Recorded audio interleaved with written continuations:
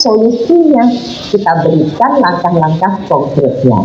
Jadi pemuda dan olahraga itu ternyata bisa dilakukan dalam satu giat bersama secara sinergi. Nah, ini yang saya sangat senang ya, hari ini berbeda sekali. Biasanya kalau kita bikin kejurda, ya kejurda sendiri. Nanti bikin sosialisasi anti narkoba, bisa menjaga anak-anak kita dan generasi muda aja dari bahaya-bahaya tidak diinginkan. Mudah-mudahan ini acara ini juga bisa dilakukan di tempat-tempat lain. Mudah-mudahan ya nanti acara ini berkelanjutan. Selamat datang, mari bertanding secara fair. Ada 16 klub. Bapak Profesor Dr. Jaswanti Ma'ruf SE MBA selaku Presiden 4G Group.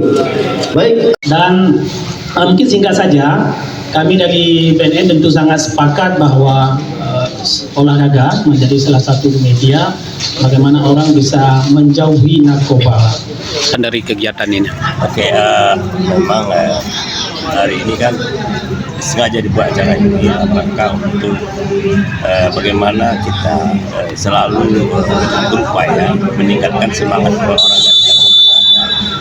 Kemudian juga di sisi lain kita juga mencoba untuk mengkampanyekan bahwa kehidupan kita ini akan lebih bahagia di masa depan jika betul-betul jauh dengan narkoba. Jadi karena itu semangat kita sekalian dengan kampanye anti narkoba.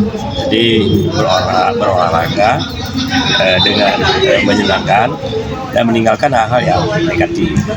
Jadi oleh karena itu begitu ada bantuan dari Ketua Komisi 10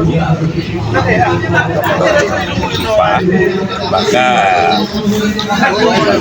kita optimalkan pemanfaatan, tidak hanya sekedar melaksanakan kejuaraan mini soccer, tapi juga bagaimana sekaligus bisa selalu kita mengkampanyekan hidup bahagia dengan anti narkoba. Jadi karena itulah kita mulai hari ini, dan ini kita bermanfaat bagi kehidupan berbangsa kita.